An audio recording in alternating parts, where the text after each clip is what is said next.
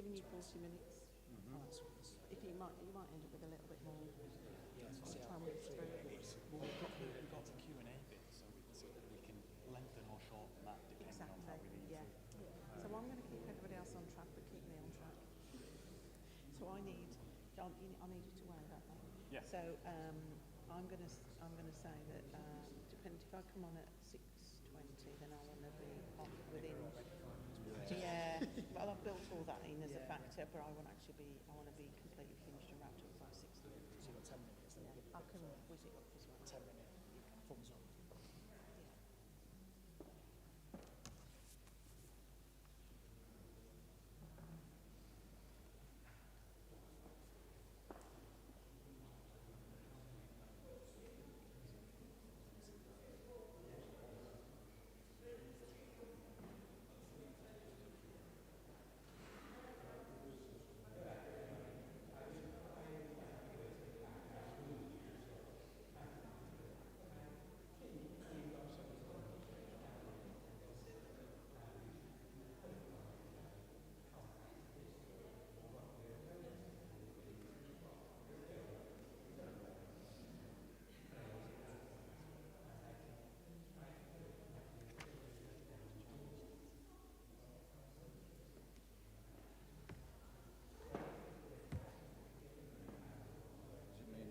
I think it is, yeah.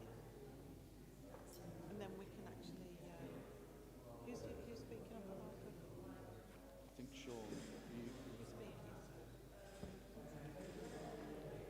you're speaking to the slides. Yeah, I'll stand up. Yeah. Okay. I'm not on to begin with, though, am I? No, you're not. No, I'll sit down until Yeah. whenever. Okay. Yeah. Okay. Yeah, I think John's in control. I'll stand up. Okay.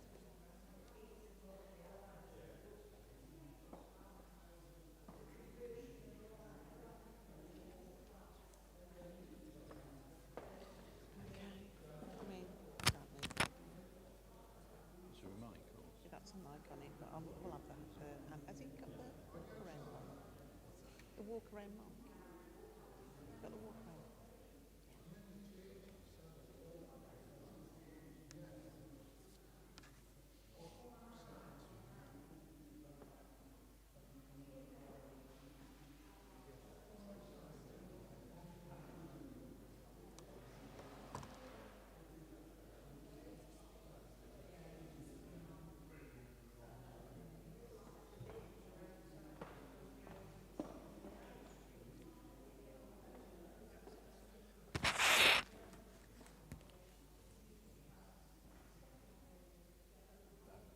Is that for you? Yeah, I thought I was just one for one around. Whether it's whoever's speaking. Yeah, so if you want to flip someone, she's. So that's the one. Yeah. It's Kyle that one. Where's Kyle? Or we can share, as long as we've got one. Yeah. This one's for yourself, Yvonne. Don't know if we're all on. I'm quite happy to use that if you got, because he's normally got two of those, hasn't he? Yeah. Because I can just pass it over, because if I keep that on, then I'll sit down. Yeah. You all right with that? Because I haven't got anywhere to knock it on, really. Is it better for me to have that one on?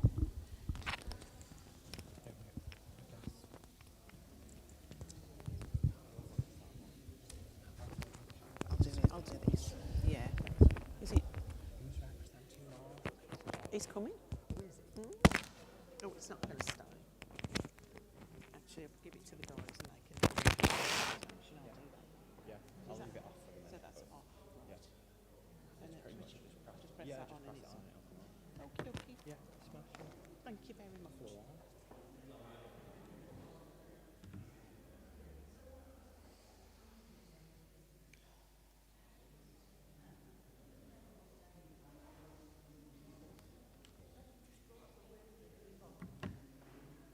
Hello. Waltzing off without this, then I get 3 steps and realise I need a treat. Latest thing with the bins and the security gates on. They're fetching them from down the bottom of the street, coming up with them in the night, using them as stepping stones, climbing on the bins to get over the gates. Okay. And then they're leaving the bins by the gates, Right. coming back over, jumping on them and going. Now we've had 3 bins in our street that have come from right the way down the bottom end of the street. Brian's taken them back, you know, and then we took some back that Brian told I'll have the a guy word, fetch. because it may be that that's where one of the cameras is going. Yeah. All right. Could do with that though. Yeah. Are we able to carry on?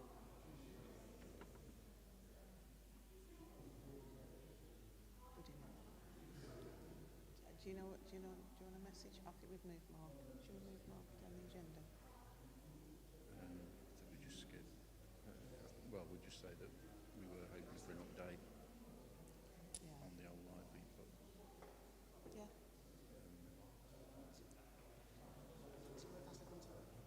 Yeah. Can we all move forward a little bit? Could we all move forward?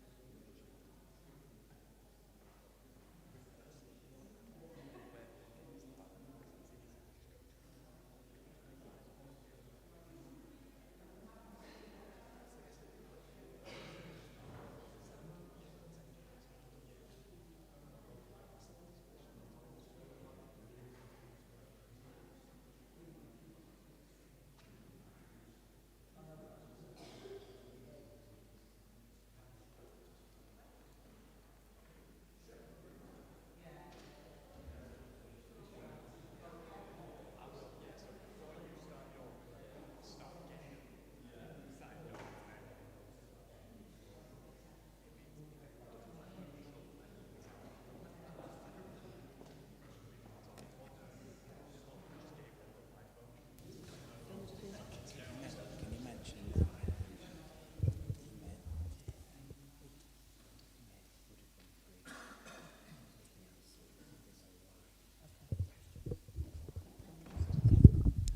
Good evening. I'm Kyle, the Vice Chair of the TTCA. Thank you very much for coming. We're going to jump straight into it. This is an independent council meeting, really, and I'll pass you over to Yvonne Haig. Thank you, Kyle. So what I wanted to do today with my colleagues is to make sure that we've given you a lot of information to take away with you, to consider. Thank you. Not used to this. So we wanted to ensure that you had feedback on the consultation that we undertook previously in March. 2 weeks of consultation, and we will make sure that this is circulated. But we understand that this is a live stream. Unfortunately, although we can accept emails coming through, we're not able to actually reply to these live, but we will address those as we get those collated. Tonight, what we're going to do is talk about a number of things which came through from the consultation. So if we can go on to the first slide. And these are key points. We had 94 people actually complete the questionnaire. And as you can see on here, most people actually came into Tunstall to visit the shops, to visit a pub, bar or cafe, and also to go to work. When you actually break that down, 45% of people who come into Tunstall visit the shops. Now, I know that obviously people have said about the high street, but we're still getting people come to Tunstall just to visit the shops. 17% come to visit a pub, cafe, or restaurant, but we have 18% of those who completed the questionnaire actually work in Tunstall. Now, by working in Tunstall, that means that they're spending money in Tunstall. And what we want to do is to try and see if we can increase that by opening up more shops where there are shops that are empty. So there's a lot of work to do. If we go to the next. In terms of how often you visit Tunstall, we actually do have a good state there where we've got both daily and weekly visits. It drops off for fortnightly, monthly, but we actually had somebody come annually just to have a look at the architecture. But when you actually think of people actually visiting daily and weekly, what we want to do is to ensure that they stay and spend their time here of an evening, not just in the day. And we know that the nighttime economy is not great here at the moment. So that, again, there's an attraction here of what can come into the town. 32% actually come into Tunstall daily and 44% come weekly. Now, if we go on to the next slide. We've actually summarised the key elements that were discussed. And it's the retail and hospitality that was actually highlighted at 40% that you were concerned about. We also looked at civic pride, 15% around cleanliness, making sure that we got rid of fly tipping and rubbish, and particularly concern over highways. Go to the next slide, please. Also, antisocial behaviour was a concern, particularly around Tower Square. And then we also wanted to see, or you wanted to see, more events and communication. So taking all of that into consideration, we've actually said that that's the basis on where we go next with our consultation. And we'll lead into the discussions with our guests who have attended today. In terms of an ASB update, what I wanted to say to you is that the crime data suggests that ASB is decreasing in Tunstall.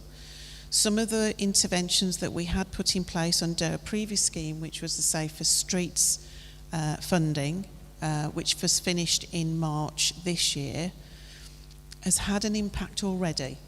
We also know that working across the council and not working in silos, we're working collectively with teams to reduce fly tipping and any other antisocial behaviour. And Tower Square particularly, I think we've had a significant reduction in calls. So that's a positive, but it doesn't mean to say that we're finished. With this new funding on antisocial behaviour, which is just under £1 million spread across Tunstall, Longton and Stoke, a significant amount of it will be spent here in Tunstall. And over the next 4 weeks, what you'll see is little changes, but those little changes will lead up to the big changes which we are here tonight to discuss. We want to actually ensure that the heritage of Tunstall is actually protected and also celebrated.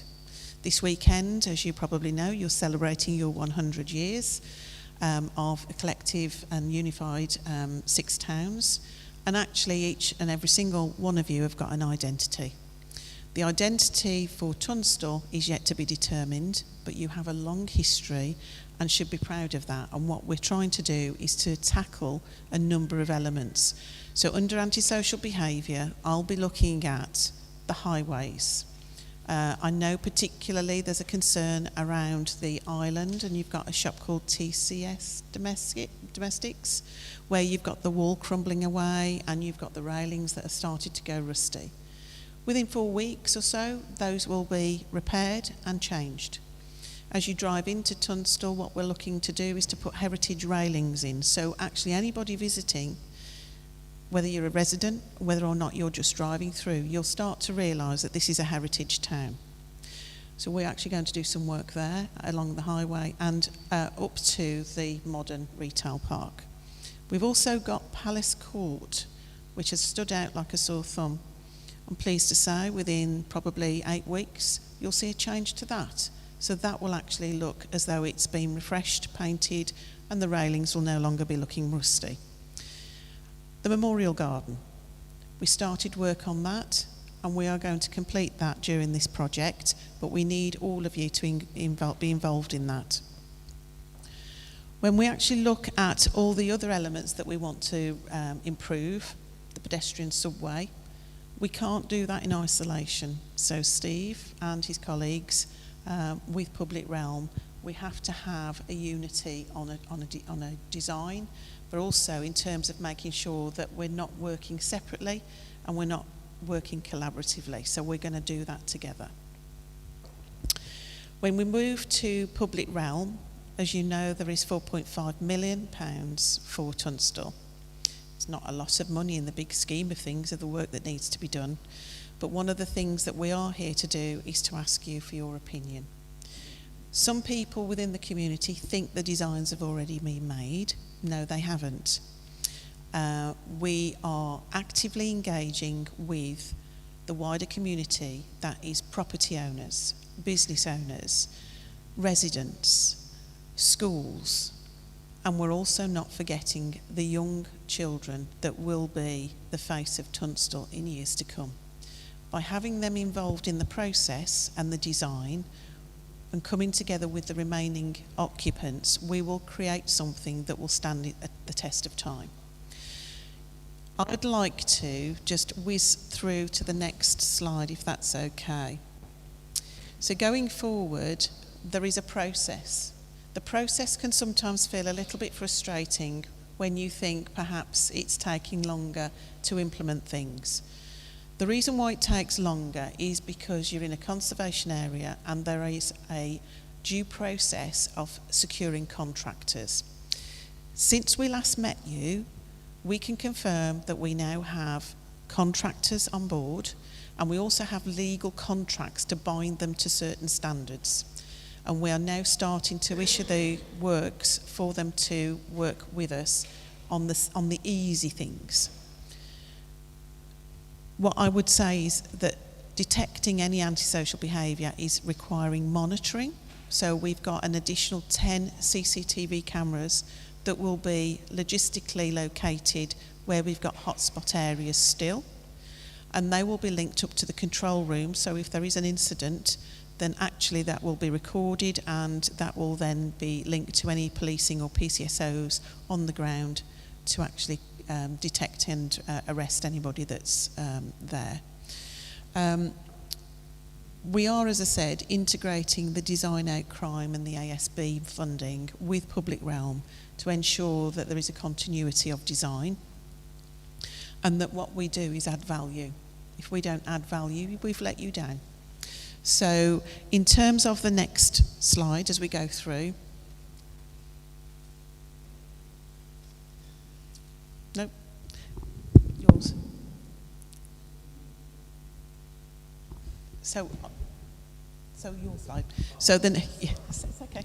So what I'd like to do is I'd like to say that the next stage is so important that we get everybody involved. I would like to introduce Steve, just to introduce our colleagues here and the process that you've gone through to select the companies to do the next consultation, if that's okay.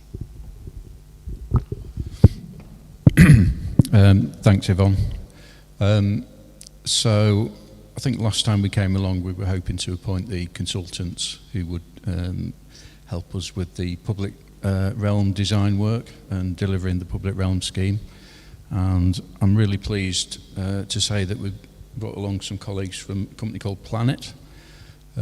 So Planet are one of the, they've got a really excellent reputation in the field of landscape and urban design work, and they've delivered some some of the most significant and successful regeneration schemes in the country, working in very similar places to Tunstall. So they did the Altrincham scheme, which has won a number of awards. They also worked on the Albert Square scheme in Manchester, and a number of other schemes in town centres across the northwest. So really pleased that we've now got them on board, and they'd like to kind of take you through the next steps, which is getting into the kind of nitty-gritty of the design work and get some feedback on the issues in the town, but also the opportunities and your hopes and aspirations for the town centre. So on that note, I'll pass you over to Sean. Hi everyone, my name's John. You'll be hearing from me again a little bit later on, but just before we move on to Sean's presentation, I just wanted to explain to you a bit about the tech we're using tonight. So you can follow along on your smartphones tonight, and we'll have some questions for you later that you'll be able to answer on your phones. So there's some QR codes on the ends of some of the pews. It's the same QR code that's up here.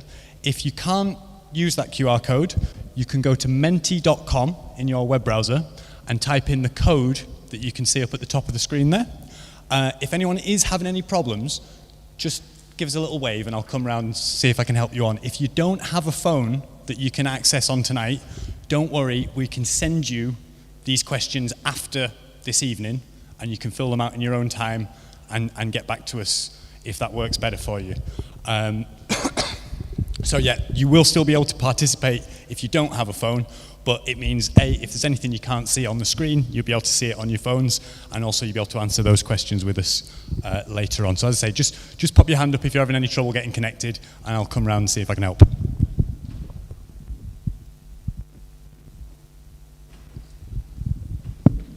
Great. Thanks, John. Let's put that down. Yeah, thanks, Steve and Yvonne.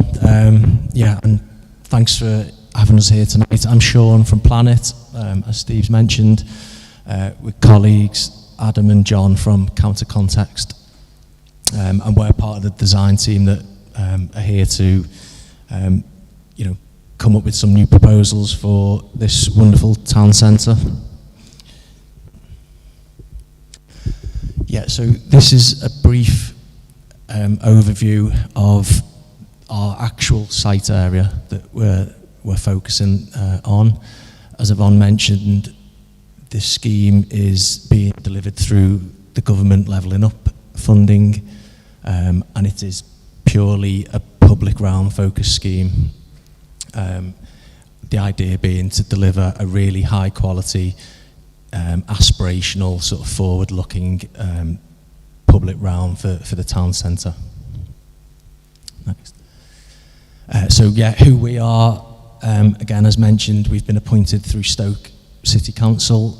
I'm from Planet, we're sort of leading the design, but it's a multidisciplinary team that involves QSs, quantity surveyors to look at the costings, engineers to look at the civils and the transport and the highways elements of the scheme, colleagues here that are leading on the engagement, the consultation and getting all the feedback, and also Safersphere who deal with the sort of contract administration and safety elements, compliance. Yeah, and then in terms of where we're at, sort of Yvonne mentioned earlier, we were sort of brought on board in the spring, so at project inception, we met the clients, we've been for site walkarounds, we've gone away, we've done some desktop analysis, we've looked at historic maps, we've researched the area, we've looked at the conservation area, there was a load of documents that the client gave us, and we've come up with some, apologies, we've come up with some an initial presentation to give you guys tonight, and we'd really love your early feedback on the emerging themes and vision for the site. And then, obviously we go away, we take that feedback on board, there'll be further consultation in the summer, particularly in July, and then the designs will be refined further through the year, and we look at trying to finalise the design sort of later on towards the end of the year. Particularly tonight, I think we'll go through some challenges that we've identified and you guys have identified through the earlier consultation. Then we'll look at vision, key themes, and then the guys are going to run a bit of an interactive session to try and specifically look at some public realm interventions that we can take on board moving forwards. Please, so, and again, so in terms of that site that I've identified, there's 4 character areas. There's the High Street as the spine down the middle, there's Tower Square, there's the sort of boulevard running into the Memorial Gardens, and there's Butterfield Place linking the High Street down to the retail parks. Next slide, please. So the current condition of that very broadly is there's about half of that area of the site is currently carriageway or parking, so sort of given to vehicles. Half of it is footpaths or public space, and only 2% is greenery or planting. Within Tower Square itself, we think there's roughly about 30 parking bays servicing the shops and pubs. Next slide. So yeah, these photographs were taken from our initial site visits, and here we just wanted to sort of identify what we see as the opportunities, some of the positive points and some of the negative points. So for example, the high street, there's a really lovely scale. It's a very human scale street. There's some beautiful architecture, you know, the focal point being the town hall. But there's also issues, you know, we think the footpaths are very narrow, they're cluttered in places with street furniture. Some of the surfacing isn't great. And, you know, there's still quite a lot of parked cars, some of them on yellow lines and things which just detract visually from the setting. At Tower Square, again, there's a really lovely scale and stature to the square. It's surrounded on four sides, you know, with quite lovely architecture, active frontages. So there's a real like positive base there, really. The clock tower is obviously a real key focal point. That's got a lovely backdrop of greenery.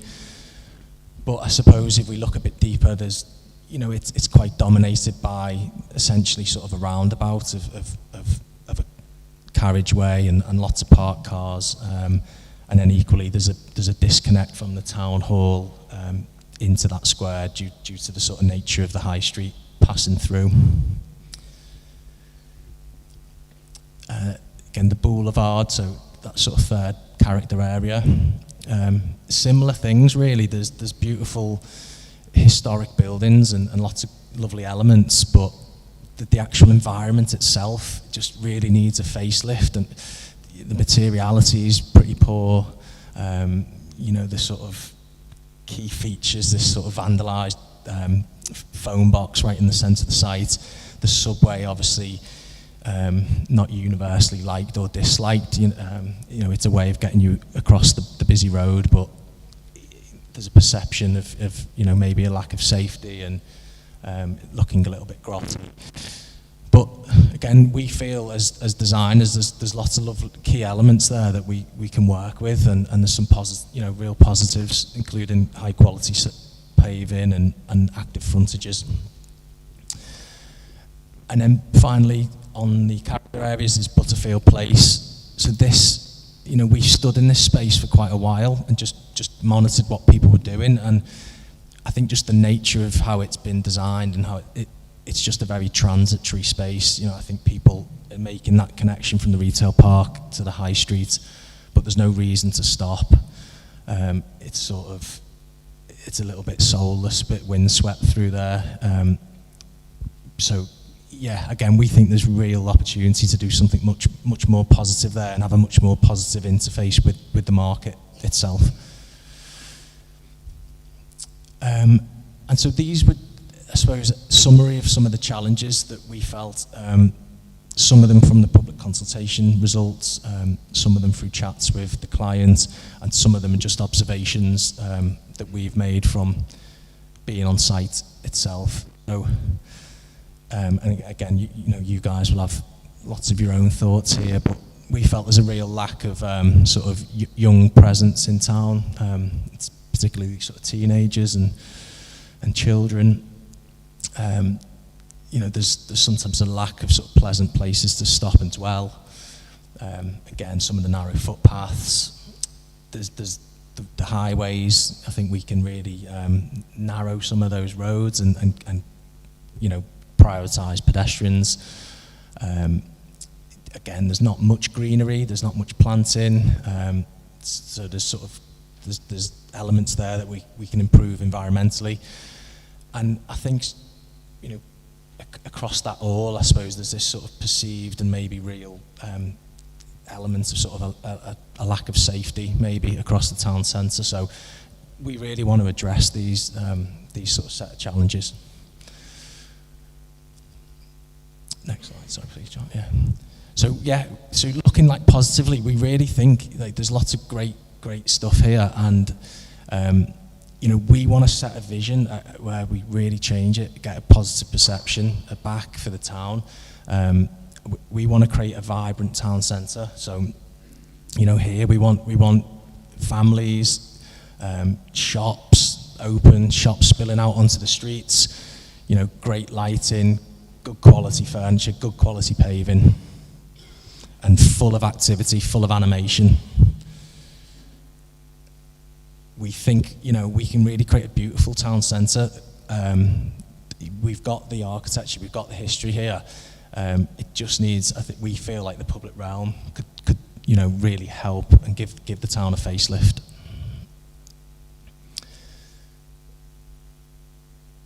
Yeah, we want to bring an element of sort of playfulness and enjoy, you know, enjoyable. We want people, we want to draw people back into the town centre. And I think to do that, you know, people attract people, so we really want to try and get families back, youngsters, children, you know, all demographics really, and I think start that sort of positive momentum. And characterful, yeah, you know, this is an example from Altrincham. If you've seen the before pictures, this looked sort of very much like Butterfield Place. It was a sort of surface car park, and with no sort of animation, and just through a bit of imagination, it was completely transformed, and it's, you know, a real sort of sun trap, and you know, most days of the week and into the evenings, it's just a real hot spot for, you know, just real sociable people, you know, people enjoying their own town centre. So that sort of culminates in, this was our sort of early vision diagram, and it was all about trying to bring people back into the town centre. So the vision's to revive Tunstall as a vibrant market town, and we can do that by enhancing connectivity, promoting walking and cycling, active travel, and we can do that by creating an inviting, playful and beautiful town centre. And the idea being it's somewhere where locals really want to spend time. And again, looking for sort of like an urban design perspective, we realised Tunstall's got some, even at that larger scale, some amazing assets. It's sort of flanked by these, you know, brilliant green corridors with national cycle routes. You've got the canal, there's the lake, and there's you know, there's schools, there's play areas, there's lots and lots of stuff. And I think if we can really make a destination in that town centre focused around the market and Tower Square, improving those east-west connectivity, there's no reason why, you know, we can't start drawing more and more people back into the town centre. There's a huge residential area to the north of the town, and you know, there's a real sort of untapped potential if we can get the environment and the public realm sort of singing. Next slide, please. Okay, so just a couple more slides from me before we let you guys have your say. We've tried to sort of boil it down into sort of key themes, and they run through the next sort of set of slides. So the whole holistic idea is we really want a safe and welcoming and inclusive town centre. I think if we get that right, you know, everything else sort of will help, will happen afterwards. We looked at the town, and we think a distinctive, so really celebrating Tunstall's heritage and history, and there's a real richness here, and I think if we draw that out, it improves civic pride, and you know, people start resonating with the place again. Connected, as I've said, it's making Tunstall a place for people rather than cars. You know, want people, they spend more in the shops, people get out of the cars, and if we can get the high street functioning again and really attracting people, you know, we'll be doing pretty well. Attractive, I mean, that speaks for itself. I think, say, lots of great architecture, but we just need, improve some of the setting of those buildings and the spaces in between, and you know, again, it's a real positive. And then the environment,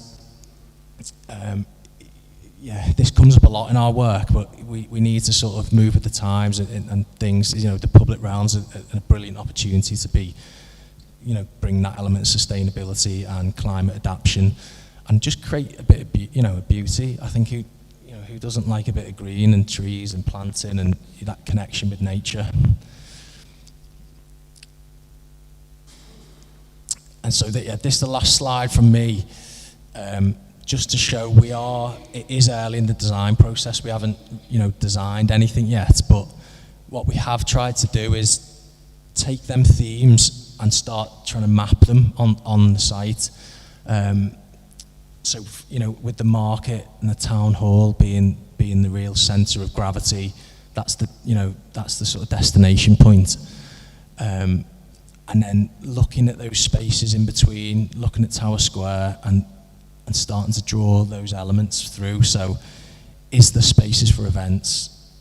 You know, where can we put retail spill out? Where can we encourage that sort of thing? You know, where's the sun? Where's the best microclimate? I know parking, you know, the shops, it's always, you know, it's an issue. You need to get access to shops. So can we accommodate parking on the high street and in Tower Square, but maybe not as much? You know, can they still function with less parking? Can we get space for recreation, for play? You know, encouraging families back and children.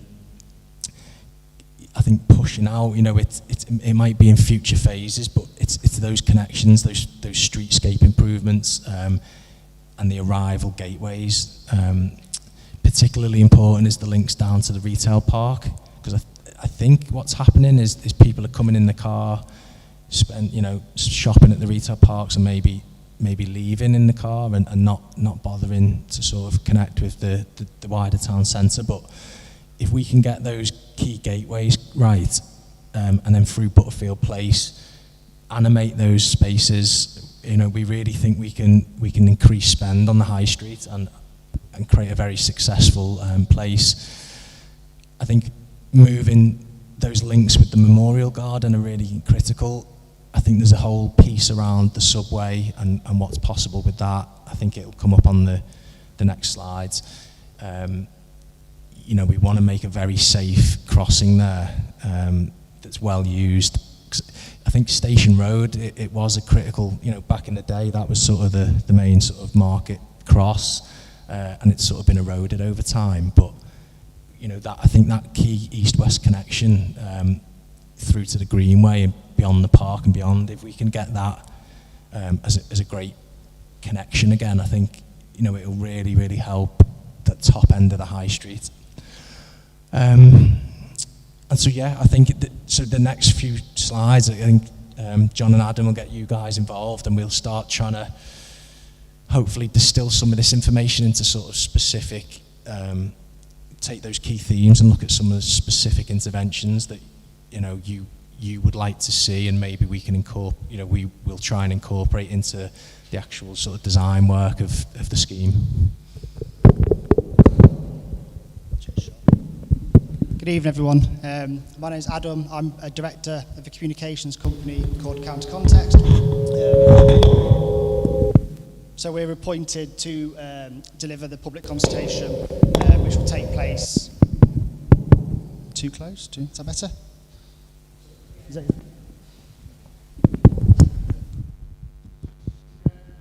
that better? Okay, sorry. Yeah, so we'll be delivering the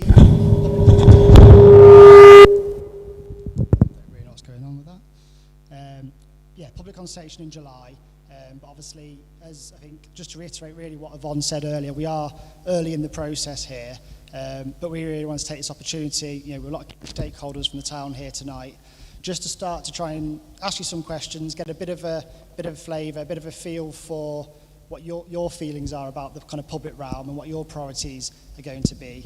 And that feedback will just start to kind of feed into the work that Sean and the design team are going to be doing over the next few weeks.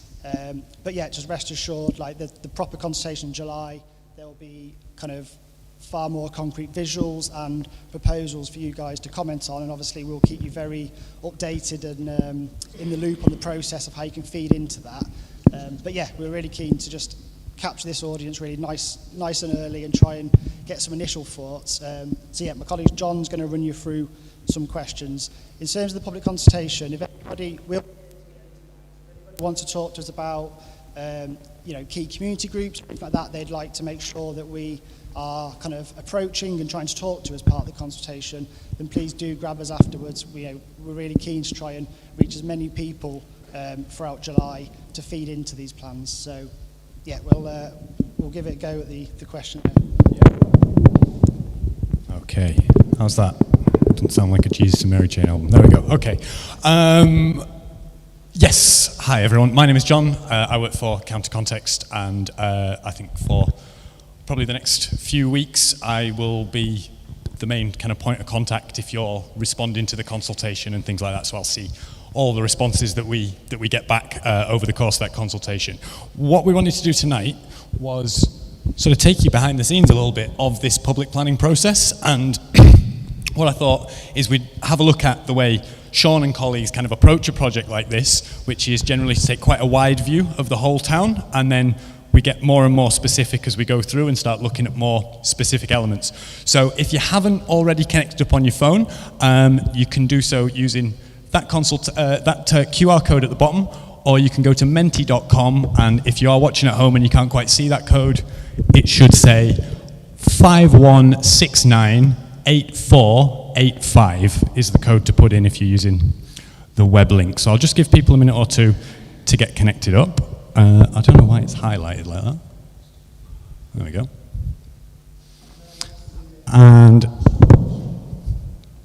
And as you do connect up, it'll ask you the first question for tonight, which I thought we'd start off with, which is, could you use one word to describe what you all like most about Tunstall? So when you're talking about Tunstall to your friends and your family and trying to get people to come here, how would you describe Tunstall sort of in a word to try and, you know, sell the town to other people? And we'll just have a look at what people think.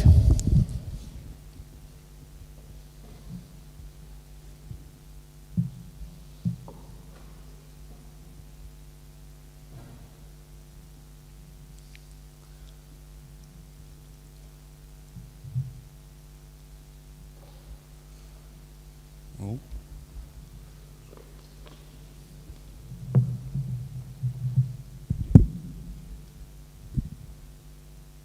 You got any more?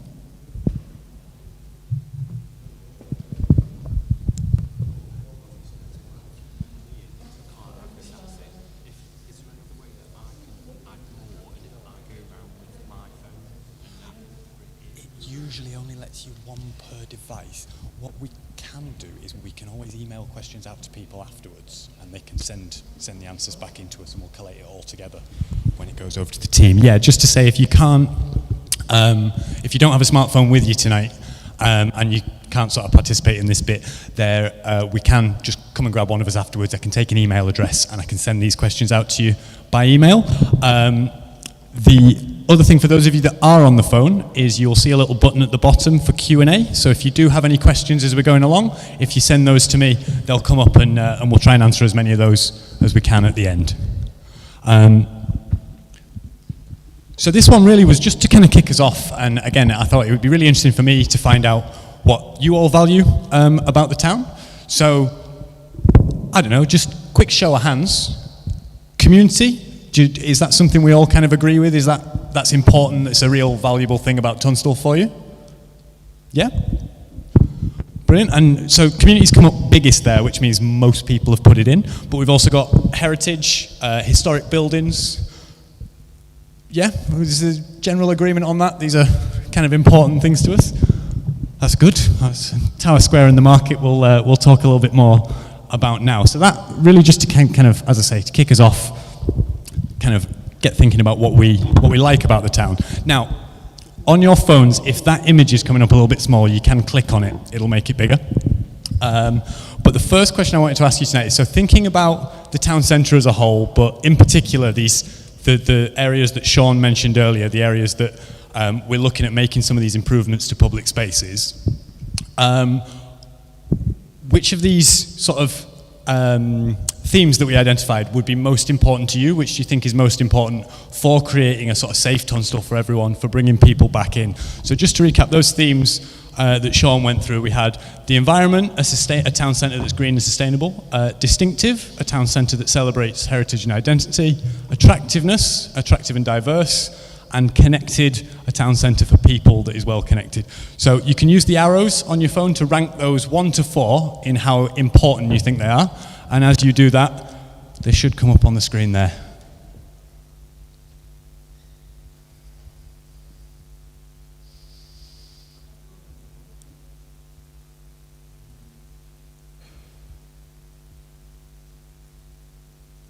All right. Just give people another couple of seconds. It looks like...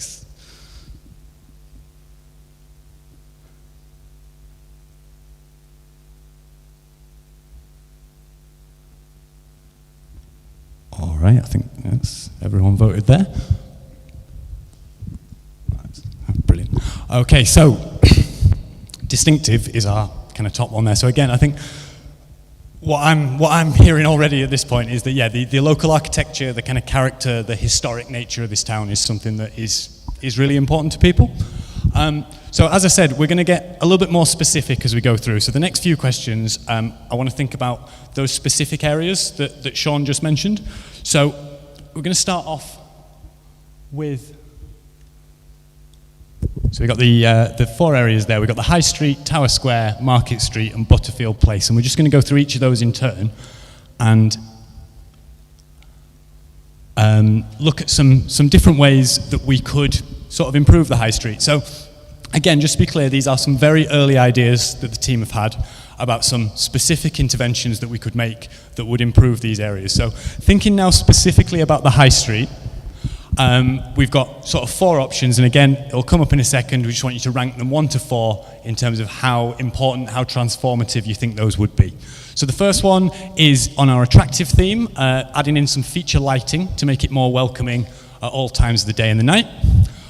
Number 2 is improving connectivity by creating a street that's well balanced for every type of movement. So that basically means less space for cars, more space for people.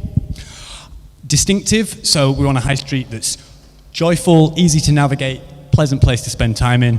And number 4 is improving the environment with a high street that's more biodiverse, more beautiful looking through some new planting. So I'm going to bring those up now. And same again, if you just want to use the arrows that come up to rank those 1 to 4 in terms of how much you'd prefer them.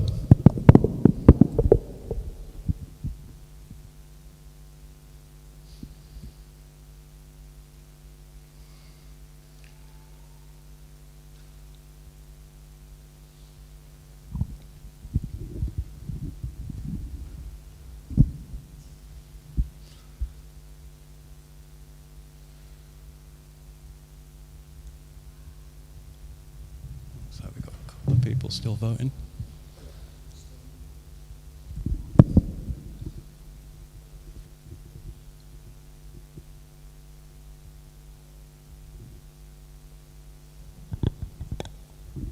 Just give people a few more seconds. All right, that looks like it's everyone. So, attractive was right out in the lead there until the end, and then we got overtaken by, people still voting. See, I'm jumping the gun there. Fantastic. So again, just kind of quick show of hands.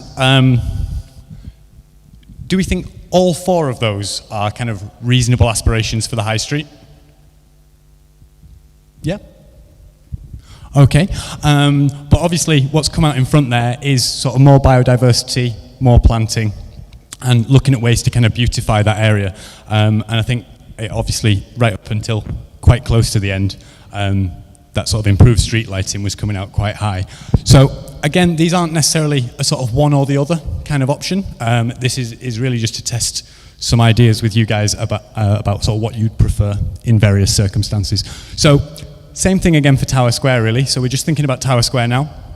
And we've got a couple of sort of specific things we could do there. So would we want a sort of Tower Square that's more attractive, accommodates a broad range of events all year round, more space for sort of retail, cafes and eateries to spill out onto the pavements, a more distinctive Tower Square where Tunstall's story is kind of shared, celebrating the history and the heritage of the town, or improving the environment. So like a picture at the bottom there, a lot of greening in Tower Square, making it into a bit more of a park type space, a more pleasant space to maybe sit and dwell in.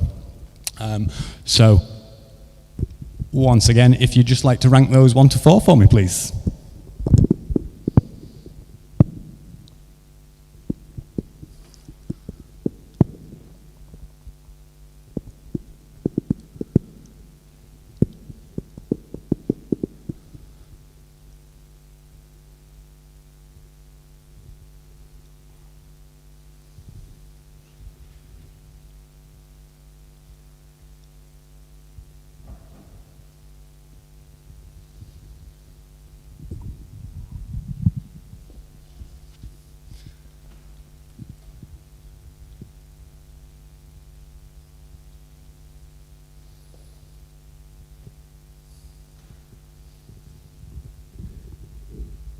All happy?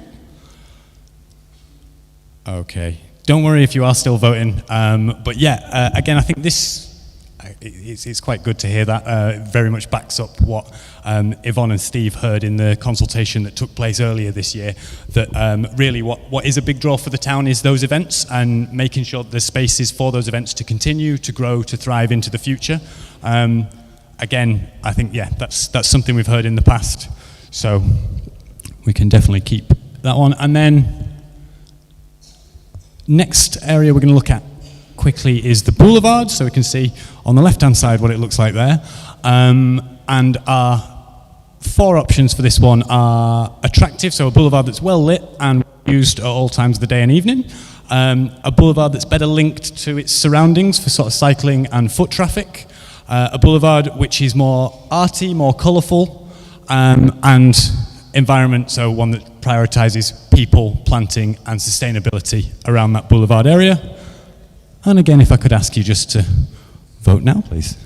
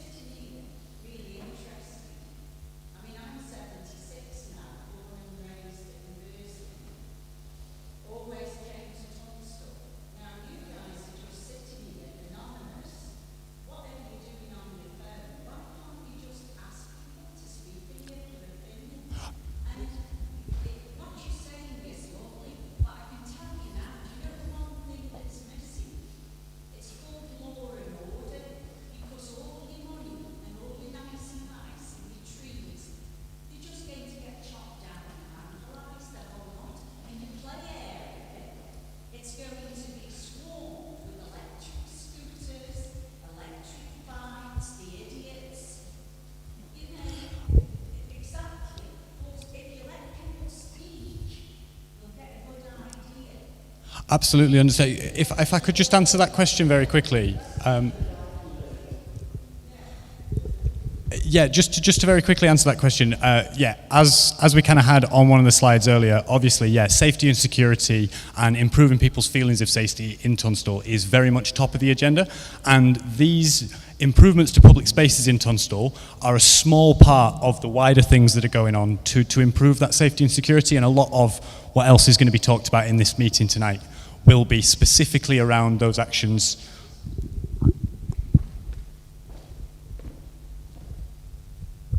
One of the things I just wanted to say is that when you're actually looking at law and order, antisocial behaviour, inviting people to come back into Tunstall, to spend their money, to invest in Tunstall, you can't just do one thing. It's a number of activities that have to come together at the same time.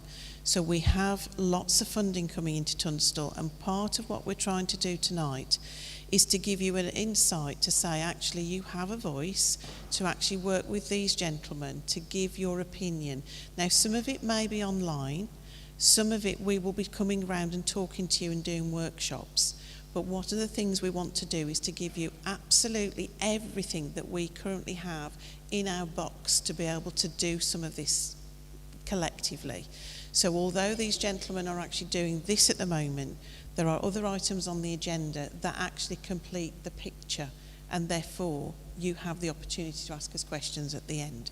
So I take on board everything that that lady has actually said, and it is valid that she has the right to vocalise, but this particular meeting brings everything together under one meeting, so you are fully informed of everything that we're going to do to collectively together to solve some of these issues.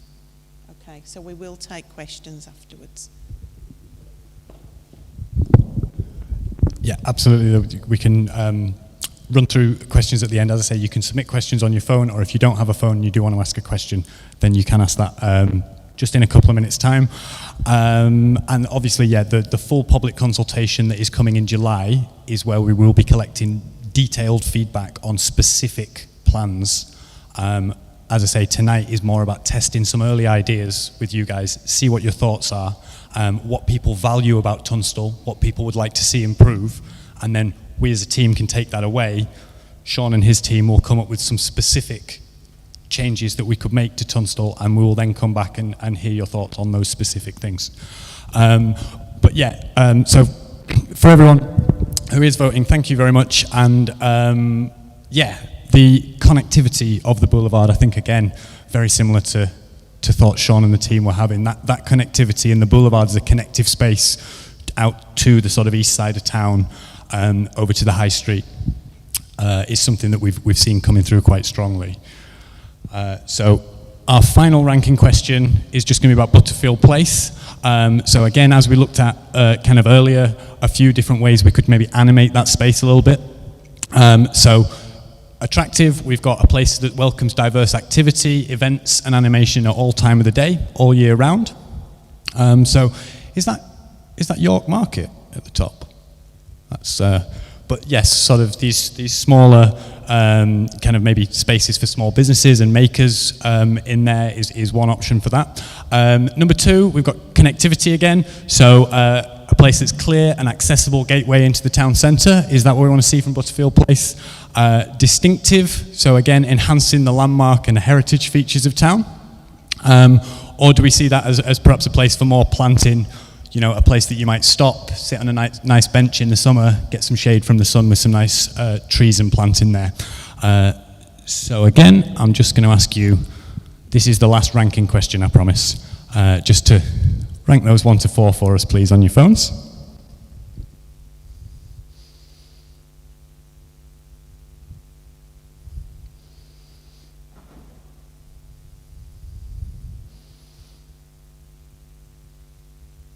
Ooh.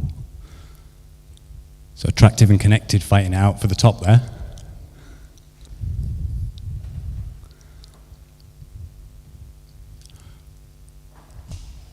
Great stuff. So again, really, these options were to just kind of give you an idea of how this process takes place, and you know, some of the things Sean and his team are thinking about, some of the potential options that we've got. It doesn't mean just because distinctiveness has come at the bottom there that we're going to ignore it and we're not going to think about that anymore. But again, sort of very good to kind of hear that people see this as an important gateway into the town, but also potentially a place that we could have more activity in. So then our final two questions for you tonight are just around some sort of specifics. So we're back to sort of thinking about the town centre as a whole, and these are just a few options for kind of things that we could do around the town centre, sort of quite specific things. And for these ones, you can give each one a score out of 5. So this first one, we're thinking about improving accessibility, so making it easier for people to get around the town, no matter how they might choose to do that. So we've got wider pavements, more or better pedestrian crossings, slower traffic speeds, and more or better cycle routes. And if you give each of those a score out of 5, 5 is very, very important, 1 is not important at all.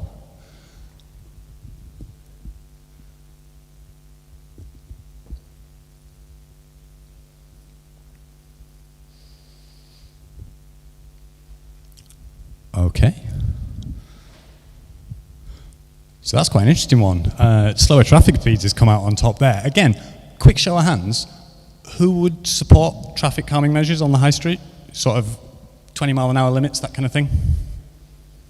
Yeah? So that's quite a popular one. And also there, yeah, I think so, wider pavements and more sort of cycling routes. Does anyone cycle in the room?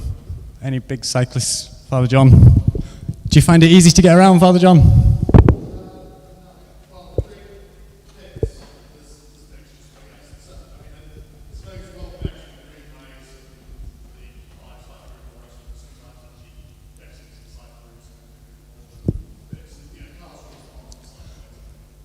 Absolutely. So yeah, clearing some of those cycle lanes.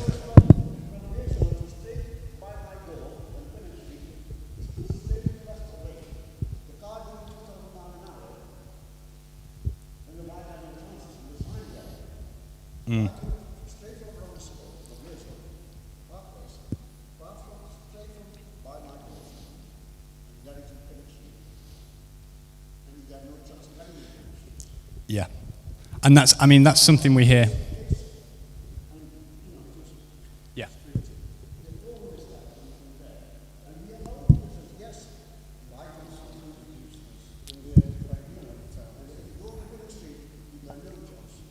Mm.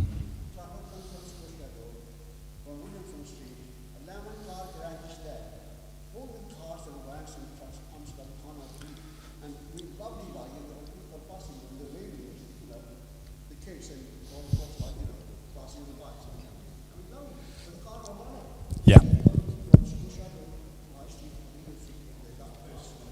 Yeah. And that problem with big vehicles travelling down small roads at high speeds, we hear about that all over the country, and it does put people off walking and cycling, and then that makes more cars on the roads, and it becomes a bit of a vicious circle. So again, these are all kind of areas that we're looking at in terms of how we can improve the sort of pleasantness of these areas. So our final question for tonight, for you. So again, please give each of these a score out of 5. Which would you think would be most important for getting people to come into town and stay longer in town when they come here? So we've got more outdoor seating for the cafes, more events, more spaces for children to play, more sort of public seating like benches, more public art, and better lighting.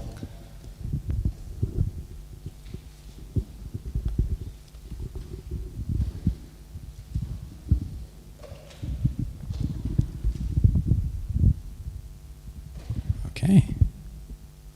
So events and lighting both coming out very strong there.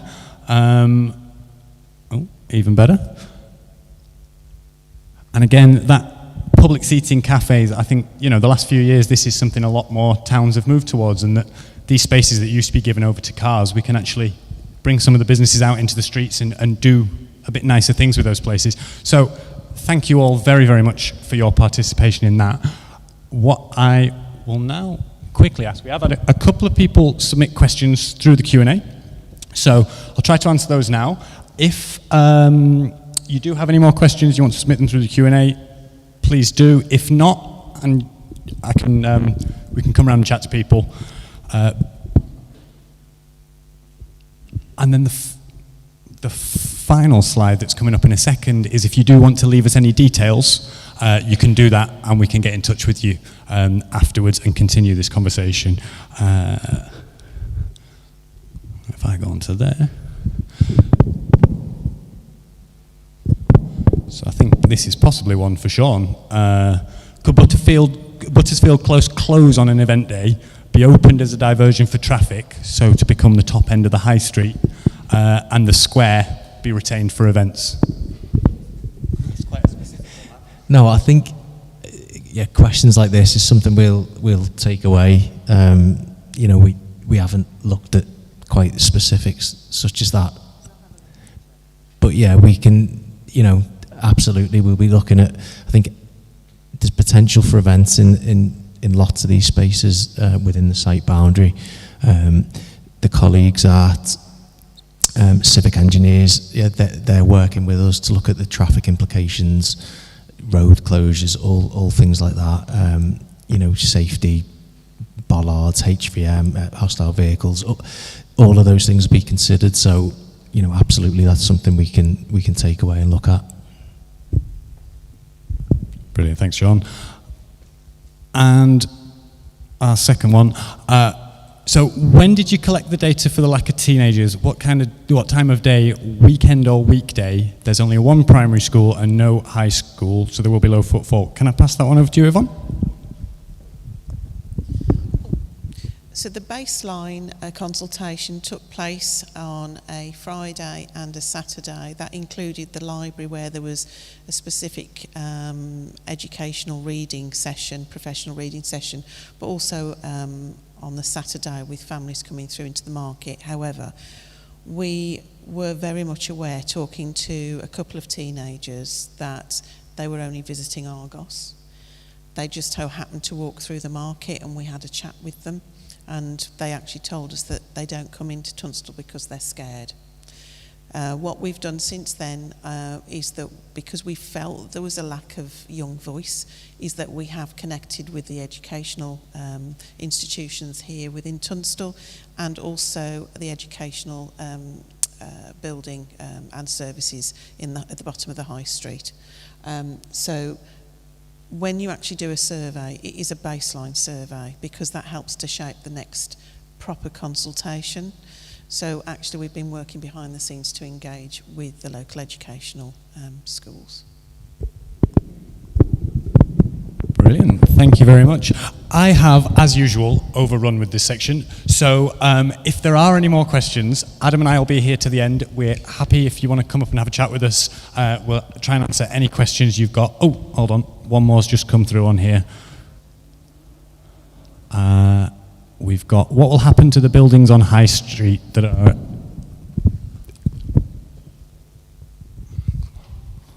There we go. What will happen to the buildings on High Street that are in a particularly bad state of repair, especially at the top of High Street?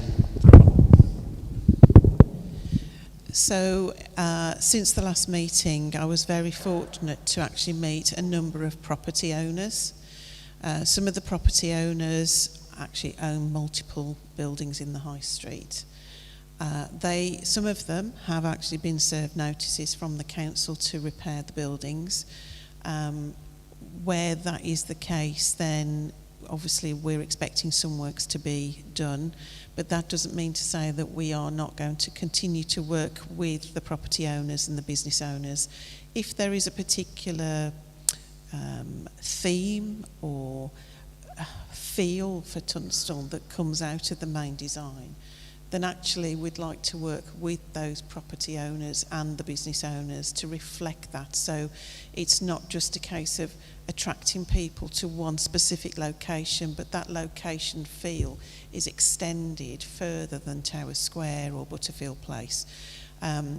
We've actually taken some notice from the property owners that some of them feel that they can't attract new businesses in where the properties are empty.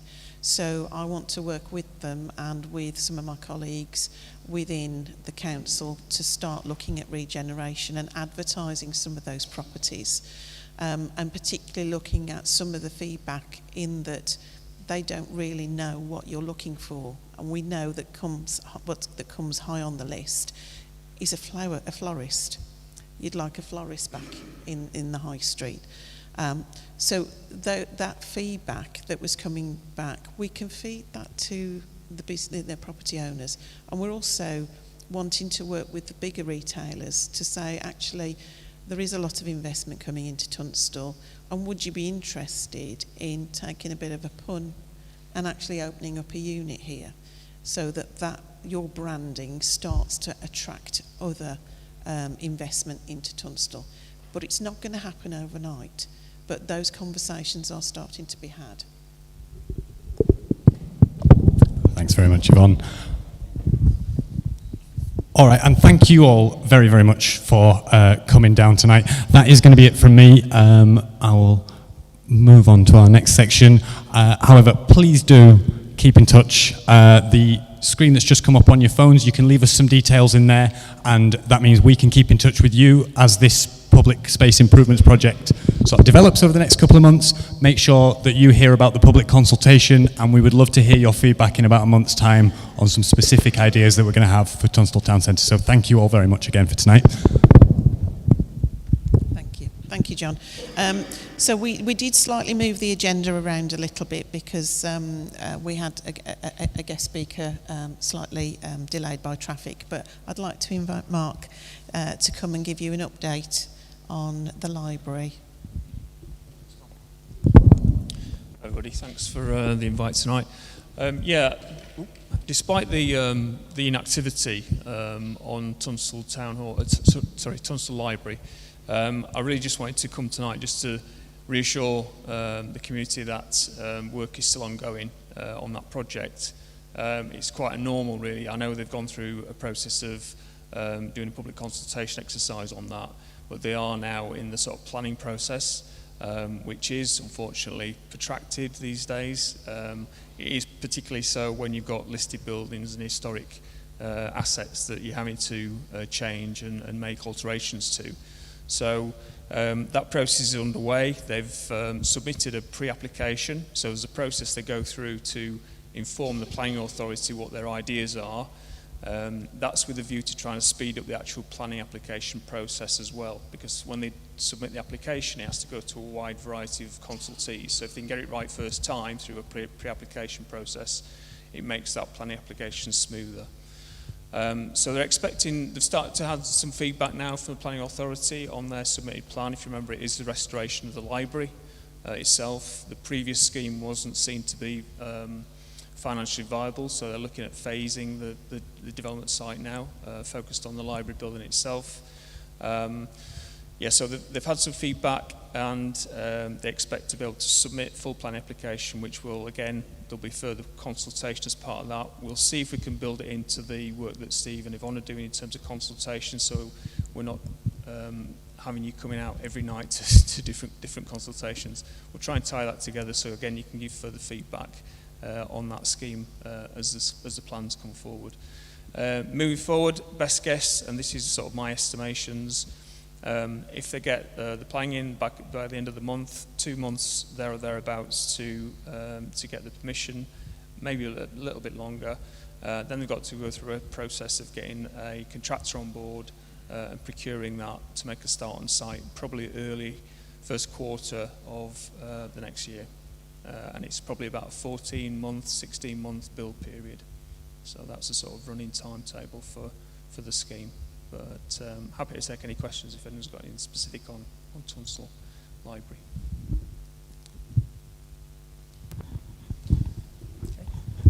Thank you, Mark. And now I'd like to invite... Thank you. Oh, sorry. Go on, question. You mentioned the town hall. I just asked about the town hall something. When the town hall first opened a few years ago after a multi-million-pound renovation, absolutely fabulous. It had the children's centre in there, the library in there, housing office in there, various other things. It's now got a part-time children's centre, no housing office. The library opens it was closed every other Saturday and closes for an hour at dinner time. And I was in there on Thursday when some old lady came in, wanted to use the toilets, and had to wet herself because they were locked and the library was closed. When's it going to be the town hall? We can have something in there. You know, housing office is not there anymore, I think it's only open for a short period of time. It's a lovely building, not being used to its fullest. I take the point, Lee. I think that it is all part. I think it's a point that Yvonne's made tonight. It is all about getting more footfall in the town. That's what puts people off in terms of investment, isn't it? And that's what we want. We want a lively and vibrant town centre. And so we've got to attack it from different angles, and the environment is one of those. To give more confidence that the library building as was, again, that investment from levelling up will hopefully give more confidence to other potential investors in the town, those that own some of the high street shops, that there is a future in the high street, and that they can come back in and get that vibrancy going. So it is all about, and that applies to the town hall as it is really. We've got to try and get more footfall, more people in the town to make it a more active space. And again, when it comes to public consultation, voice these ideas around the usage of the buildings, because again, that gives us a bit more elbow room in terms of making bids and putting forward other ideas to get uses into those sorts of buildings. So put those ideas forward.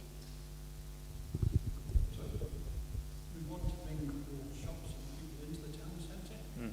I think the council should lead on that, because we're vacating the buildings that we own.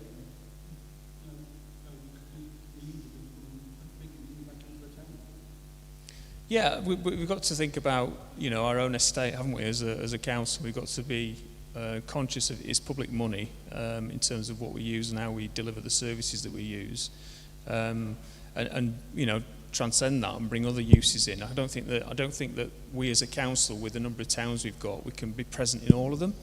The state of public finances these days, it's difficult to maintain an estate in one location, never mind across a city like Stoke-on-Trent with all the different centres. So I don't think we're in a position today where we can lean on the council to expect it to occupy buildings purely to try and generate more footfall. I think it has to deliver its services the best it can in terms of the economics of today. But by doing that, we also want to help other businesses try and use that space and utilise the space that is present in the town centre.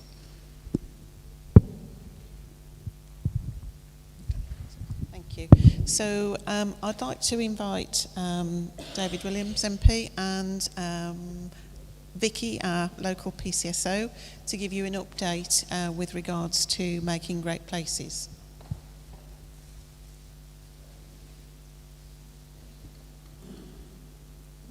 And Gemma.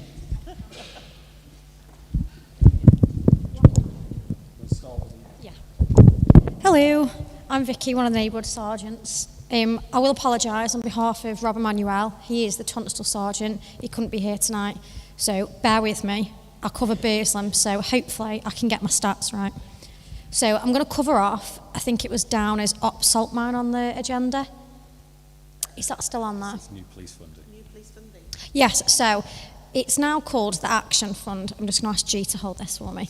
So we've, as a neighbourhood, the government have given a pot of money that is for neighbourhood policing. And what Staffordshire Police have implemented is what we call the Action Fund. So it is targeted policing, statistic driven. So what we've done is a lot of research and a lot of big words that have been put into it, but long and short, for what I understand and hopefully you guys understand, is we've looked at all the crimes that we've had and we've basically broken them down into hotspot areas. So we're targeting a specific location at a specific time to reduce crime and disorder effectively. So what that looks at, and science tells us, is that 1% of the places account for 25% of the crime. So rather than saying to officers, just go and patrol, we're giving them targeted areas to go and address at certain times. And when you look at it, 4% of places account for 50% of crime. So that's a lot of crime we've got in very small areas that we can hopefully look to address. So it's based on what we call the nudge theory, which, when I've written it down, equates to, sorry, Jay. The nudge theory suggests that its concept of behavioural and economic influences on behaviour in a way that is non-coercive or directive. So effectively, it's policing in a way that's not controlling the crowd, it's not coercing them into doing something. It encourages desired actions and through subtle environmental changes. Effectively, optimising resource allocation. So instead of just expecting officers to go out and know where to go, we direct them. And by being in those specific areas, it influences and deters crime. So we know if we are, for example, outside a shop that's next to a high school after school, where we know there's been lots of ASB, putting officers in that location is going to reduce the ASB that we get, which ultimately makes the community better. So it does it in a couple of different ways. So we can also encourage pro-social behaviour by encouraging kind of communities to kind of police themselves. So make sure your vehicle's locked, make sure you're locking your windows, you're locking your sheds, and that in turn then prevents and deters crime. So how it actually works within Tunstall is when we look at the statistics and we look at where we need to be at certain times, the officers that come on duty, so they're on overtime, so it's dedicated to the Action Fund, they will come in.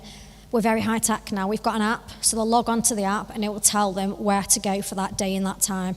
As specific as you need to be on this street in Mill Hill between 4 and 4:30, and then between 5 and 5:30 you need to be in this area. Because when we look at the previous 12 months, there'll be a repeat or there'll be a pattern of crime that's occurred in that area, and by having visible officers in the area, it does deter and prevent crime. And I'm pretty sure as a society, we all want to see bobbies on the beat. We want to see our police officers. So this method of policing gets that visibility where we need it. So for example, for Tunstall, their hotspot is between 4 p.m. and midnight on a Tuesday, which seems really random, and we'll be like, why? And when we look at the statistics, that'll be a peak in crime or disorder, or ASB, in Tunstall. And it'll go as through as to say, Memorial Gardens, Wood Street, the junction with High Street, and it'll give a specific time to be at that area based on what we've had previous 12 months. Does that kind of make sense? So that is 7 days a week. It's police officers, it's no longer PCSOs, so without disrespect to PCSOs, it's an enhanced, because there's obviously more powers that a police officer holds, and more things that they can deal with when we get them. So in terms of the sort of cost effectiveness, you'll get a little bit more out of a police officer than what the powers are limited with a PCSO. So it is bobbies back on the beat. They are on foot. They do move from location to location, but the expectation is you're out on foot, you're seeing, you're looking all around, and we're trying to reduce those crimes. I'll touch a little bit on the stats for Tunstall over the last 3 months, just so you've all got an idea. So if we go the 1st of March until the 6th of June, within the Tunstall catchment area, there's been 668 calls for service. So that can be anything that they've rang us for. And within that number, 218 were recorded as crime by the Home Office crime statistics. So those 668 calls might be road traffic collisions, they might be ASB, they might be concern for safety, mental health, domestic incidents. But it's reassuring to know that within those nearly 700 calls, just over 200 were actually classed as crimes. And then they break down to, within that number, there's 37 incidents of ASB, which is quite low across the 3 towns that make up the north of the county.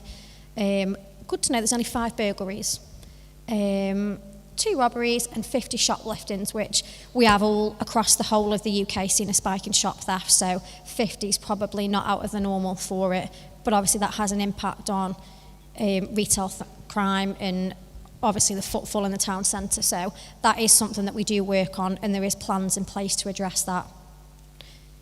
Anyone got any questions on that so far? I do talk quite quick, so apologies. Right, I'll skip on to the bit that kind of we're here to talk about, and that's making Tunstall great. So I'll tell you what I know, and David's going to very kindly help me because I'm not the most au fait with it. So we've previously run a similar scheme across Fenton and most recently across Shelton. So the idea being is that we take it back to scratch, we do as much as we can, and then we build it back up into something great, which is why there's a lot of investment in Tunstall from various different agencies. So from a policing point of view, where we're at the minute is the planning stage.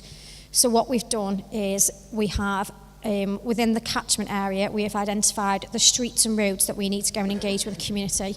So PCSOs, people like G, have been out door to door and completing what we call a CCR. I don't know if anyone's had them done on them. No, that's good to know. So it's a set of questions that helps us identify what the issues are, what the concerns are of residents, and what they would like to see. So then we use this, we gather all the intel back and we go, okay, what areas have particularly got concerns of vehicle crime or theft or ASB or drugs, and we use that to plan going forward as to how we police that area. Am I right so far? Yes. Okay, I'm good. So that is currently being undertaken. There is probably well over 100 streets that the officers are going to door to try and collate that information. We're working with partners, so this is a massive big project. It's not something that we're just throwing together. So at the minute we're at the planning stage, which takes a lot of coordination between ourselves, the council, people like environmental health, health authorities, housing, councillors, David. A lot of people are involved, so that's the planning stage that we're at the minute. Where we come in now is probably what we would term the enforcement stage. So it's a 6-week time frame where we literally go in and do as much as we can to enforce offences, crimes, anything we can do. So without giving too much away operationally, we look to proactively police. So that'll be things like warrants, anyone that's got offences outstanding. So if you've got a suspect for a robbery and they live within Tunstall, they'll be targeted during that time. We would proactively look at domestics, any domestic offenders outstanding, they would be targeted. We would look at enforcement in relation to traffic offences, any, like I said, any drugs warrants we've got, any concern for safeties. That 6-week period, we look to literally go in and make ourselves very much well known and look to do as much as we can to address the crime. After that phase, David's going to explain. Well, I'm going to take a step back, if that's okay, just to explain. Yeah. I thought the screen was on, but it's not on, so we may as well stand a bit closer, haven't we, Father John? So before... Yeah, it's a bit of a blue tint there. There we go, it's all right now. So, what happened a few years ago, I was really concerned, because I was cabinet member for community safety on the city council when I got re-elected a couple of years ago. And one of the big concerns I had was that loads of bits of information were coming into the city council, the police were collating bits of information, but no one seemed to be actually taking that data and putting it into one database or one data set. So the police held lots of info, the council did, different organisations did. So I did a big piece of work working alongside the chief superintendent to say, actually, this is crazy that you've got information on what's going on in a place like Tunstall, so do the police. Why aren't we using that information collectively so we can start putting the resources in the right place? So as part of that work, what we did was create a pilot programme down in Fenton, because the data said, in terms of areas that needed the most focus at that point in time, that Fenton had a specific need. So when we talk about partnership work, what we made sure was the council teams, it could be housing, it could be, the fly tipping team. It could be a whole range of teams, enforcement, planning, making sure what's being in local shops, if it's the vapes and if they're legal and so on. So we collectively got all partners together to have work done in Fenton. Now, what that also included doing was going actively into communities, door knocking, and I went out doing this door knocking to get the views of residents. There's no point waiting for something to happen to respond. You've got to get on top of it and start to understand what the concerns are. So when we did that pilot exercise in Fenton, it was extremely successful. So when we piloted it, the first results we got, I'll give some of the numbers, 8 drug warrants. So we were going in, smacking down the doors basically to get the people. There were 60 charges, and that was organised crime, theft, burglary, serious violence, domestic violence. 11 vehicles were seized. So that was the first attempt at doing this new model of getting police back out in terms of this kind of new way of working.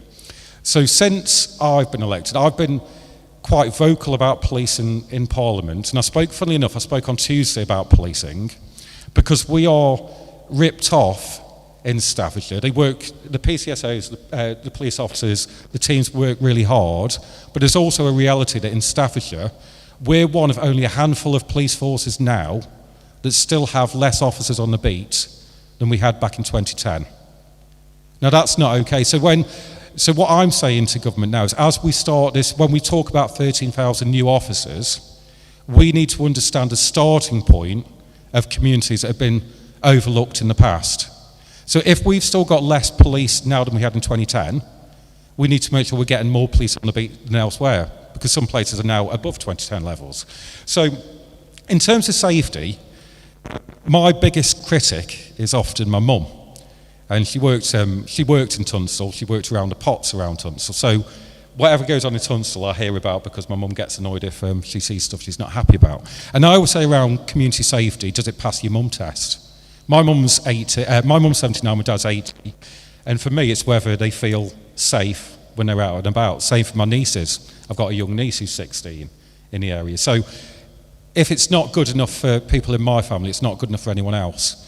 So I'm really excited. I've been pressing for making sure we get some of this making great places, whatever operational name we come up with, to be in Tunstall and then start expanding it out. Because I think we need a new relationship with how we work with communities to make sure we get people in the right places. But it's not only down to the police. This is about how we build community, how we get the right teams in place, go out and speak to people. So I just wanted to come up and explain it because I was so vocal about doing this kind of work before I became an MP when I was on the council in terms of the cabinet role.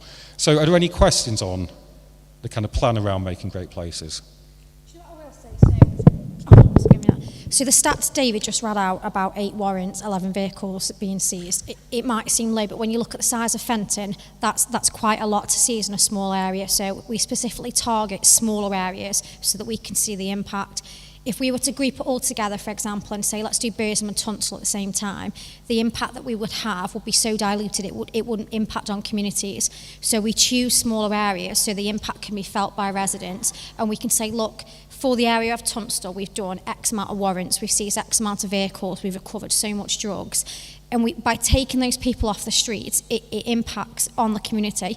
You know, we take somebody off a road that's dealing, the impact that's felt for those residents on the street is massive.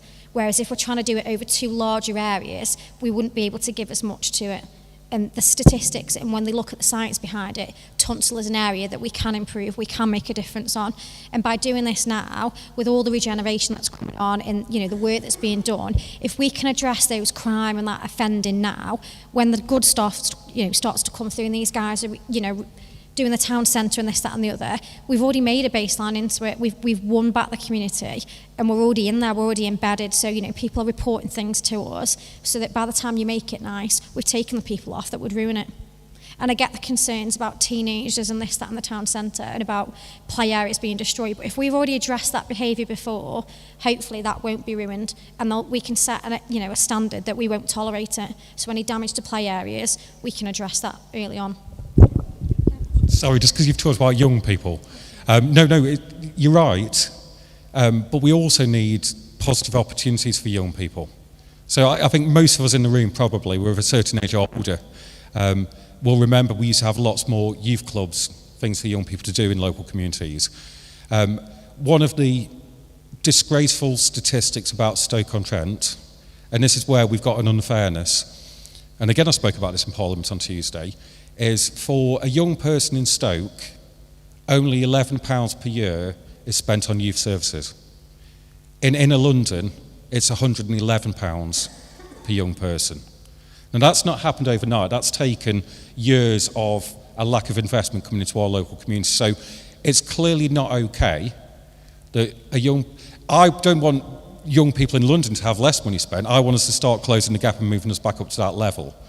So what's happened over the past 14 years, the cuts to the activities for young people in Stoke, the youth services budget, dropped by about 94%. So put that into context, for every £100 that was spent on a young person back in 2010, it's £6 now. So the starting point is seriously low. So I'm not defending any young person who goes out, we need to tackle it, but also we need to give young people positive opportunities to be positive members of the community. And I go in a lot of schools, and we've got a lot of really good young people who absolutely love our city, they love the towns, and they want to be positive about what we've got to do. So let's equally give them stuff to be positive about. So that's my role about holding my own government to account, to make sure now money that's been lost over the years when we weren't in office starts to come back in, and I am vocal and I'll keep being vocal on that. I'll just summarise because I realise I talk quite a lot. So we've got 2 schools of thought at the minute. We've got the targeted policing, which will continue throughout the rest of the year, and we've got this enhanced police presence in Tunstall for the next 6 weeks, whereby we are prioritising Tunstall and any crime or disorder or ASB that occur in Tunstall. I will say the PCSOs for Tunstall are phenomenal, not just G, but Sue Wall and a couple of others that aren't here tonight. They are well known, and I'll embarrass them by saying, but they do a phenomenal job. So that's all I've got to say, unless anyone's got any questions. Oh, don't do me like this. We have had a few questions submitted. Okay. Some of those are about... do you want me to read them out and answer them at the same time? Yep, so someone's saying about, because I know there's talk about more cameras on the high street, but a question about speed cameras, because of the increasing number of fast car racing that's taking place in the evening on the high street. It's very loud for residents and also dangerous. Okay, so speed cameras are always a topic that everybody likes. We would love to have more up. I think it comes down to, as no anyone else here, cost, planning, and also we have to look at the actual road, the makeup of the road. Is it a fast road? I can take it away and we can put it through the system, can't we, Jay? But it can be a consideration, definitely. Yeah, there's another question about taxi companies. Are they monitored? What DBS checks are done? Are worldwide criminal records checked? And if, and all those sort of issues. So we do a lot of work with taxi companies. We go out with the council, so we have different operations throughout the year. We've recently done one, so there are checks that we go out and do of an evening into the early hours. It's not just daytime. All taxis are licensed through the council, but we do work with the council taxi licensing, and we go actively out and we target taxi drivers to check things like that. Sorry, I didn't quite hear. Did you ask a specific question about DBS in that as well? Yeah, it was, were they DBS'd and what criminal records were checked on taxi drivers both here and maybe abroad as well? Yeah, because I know this is being discussed in the council at the moment in terms of DBS. So my view is, yes, we should be doing DBS because we've got to always protect anyone vulnerable, whether it's younger, older, whatever. However, I use taxis a lot. I was carless for about 12 weeks. And almost the best thing you can do to get to know about anything taking place in the community is hop into a cab. And they are fantastic. The drivers predominantly are fantastic. But clearly we've got to look after vulnerable people. Now, it's not only taxi drivers, actually. I believe, driving instructors, if we're going to do stuff around, but that's a national deal, and I know there's an MP that I know really well actually who's leading on a campaign about driving instructors, about making sure you reduce that vulnerability. So if it feels quite targeted at taxi drivers, absolutely not. It's about protecting people, and as I say, I was getting Ubers and various different taxis for a long time, and they are brilliant people. Then we've got one final question that being emailed in. I thought we'd just get all these out of the way first. The Sentinel reported, it's quite a long one, Sentinel reported a few weeks ago that TKT Express across the road had been raided by the police and training standards, and over £20,000 of legal tobacco and vapes were seized. So the person wants to know, Lucy, first of all, why is it still open? They were still selling legal vapes at the beginning of this week. I also called in a number of shops on the high street. They're all still selling illegal non-refillable vapes, smoke rooms, Bob Shop, Mr. Smoke, Bong World. They're all at it. There are also loads of new barbers, takeaways popping up. Are any of these involved in money laundering, criminal behaviour, which is very clear that TKT Express have because they've been named and shamed? What are the council, police, government actually doing about it? Because I'm very worried about this criminal activity in my town. I didn't catch most of that, but I'm basically, sure it's about illegal cigarettes. And illegal shops. cigarettes, and they're still selling illegal vapes now. And basically what's been done about it, because it's, quite obviously people flouting the law all over the high street. So we do a lot of work with trading standards. In fact, we did one, was it Wednesday this week? We went out with trading standards to look at vapes. It's quite a new legislation that's come in. So we do a lot of work with trading standards where we go and we do test purchases and we go into them. And then a lot of the time trading standards take that on. That's more their remit. We just go as a presence and to assist. So it is work we do on a regular basis. I'm quite proud to say that we've done it as recently as this week, and I think we've got a few more penciled in over the next couple of months. If there's anything specific for that particular thing, you can put information in through Crime Stoppers, you can put intel in for us, and we can go to specific locations, but as a whole, we do address it. Yeah, because I think the main question was about sort of money laundering. It was about barbers and money laundering as well. There's been, I know, a lot of that on the news nationally as well, so I think that's what the question was about. I think the key, and it goes back actually to what we're talking about, making great places and speaking to members of the community, Father John. So there's a big focus. The reason it's been in the Sentinel is because there is a focus on, making sure there's not illegal tobacco or vapes being sold.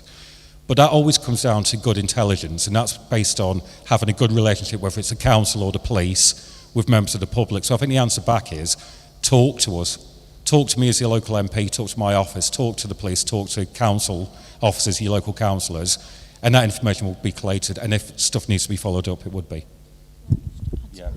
What I would say is the ASB, the new action funding, that is demand basis. So if you're not ringing in the jobs, we don't know that that's a hot spot. So what I would say is, through reassurance from myself, Sue Wall and John Stevenson and the PCs that run the neighbourhood team, please report it to us via Crime Stoppers or our website. I understand 101 is quite hard to get through, but we can't be there if we don't know it's happening.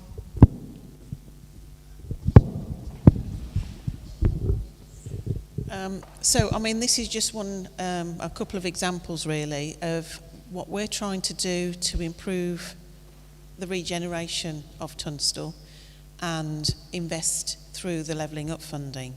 But as we said before, you can't do it in isolation.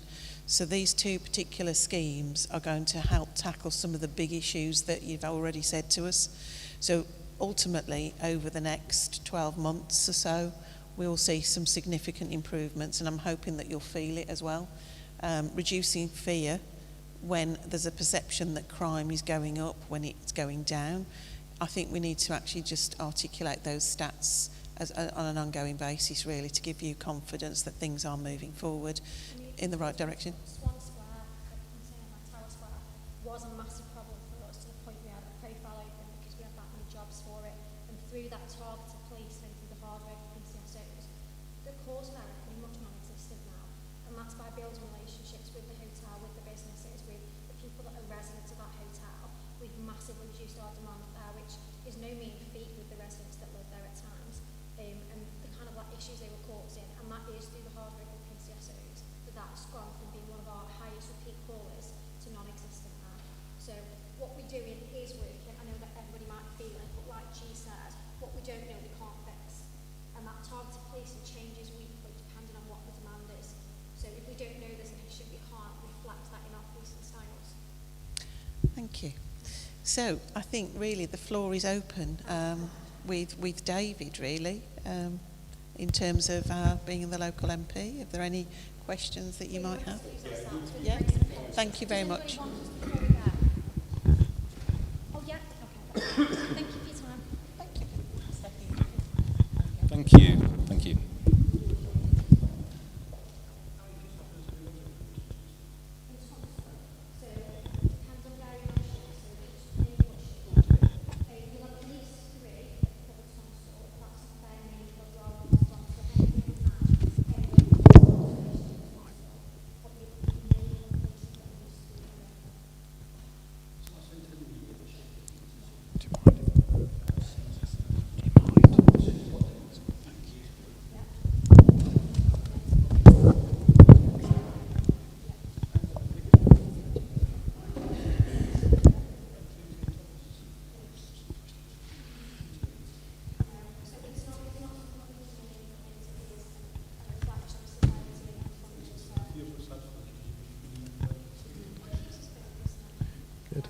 Right, thank you.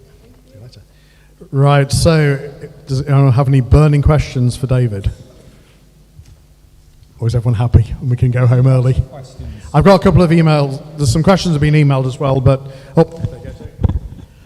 David, I just want to ask you one question. 25 years ago, I asked the same question of the four prospective MPs. The question is, what are you going to do about the child sexual exploitation going on in Stoke-on-Trent, that the Labour Party are banning any inquiry, national inquiry? It's going on, everybody in Tunstall knows, or most people know in Tunstall, it goes on in Tunstall Park, Burslem Park, Anley Park, and on the high streets. What are you going to do about it? Thank you. You actually, I spent, I'll just tell you my background. If stuff's going on, Let me tell, are you going to let me answer, please just give me the time to answer the question, okay. I spent 20 odd years working in children's centres in this city and working for the YMCA. I would be, right, if there's a need for an inquiry, one needs to happen. And that's what I've said since the beginning. Now, just in terms of what I know is going on locally, can people hear me? Sorry? Right, okay. Is that better? Okay.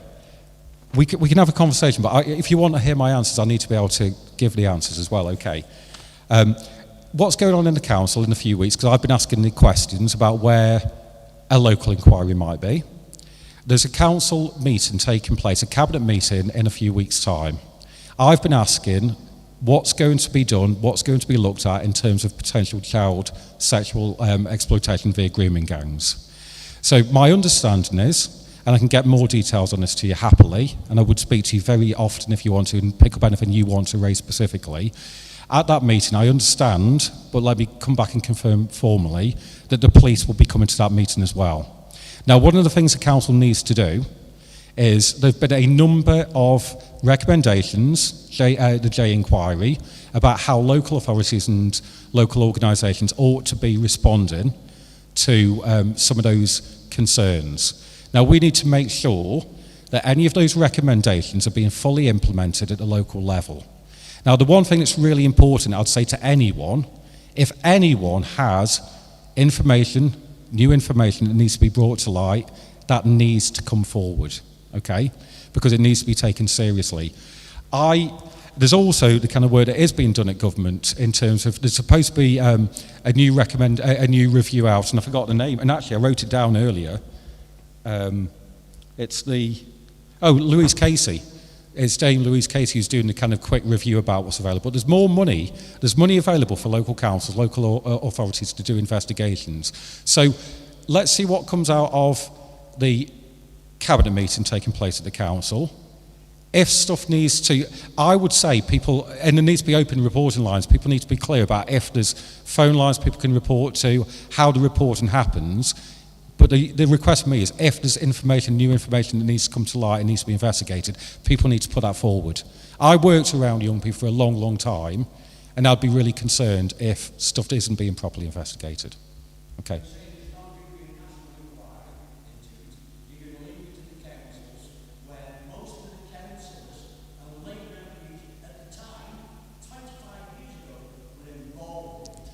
Look, you're not going to expect me to comment on an accusation of previous MPs or councillors. But then if you've got evidence to that... The evidence is there. It's there, it's been there for 25 years. It's not been hidden. Okay, listen, I'm not closing anything down. I'm saying to you, if you've got stuff to put forward, you need to put it forward. Absolutely. 100%. Okay. Yep, right, thank you very much. Any other burning questions from the floor? It's always me, I'm sorry. Can I ask you your stance on a national thing, not a local thing?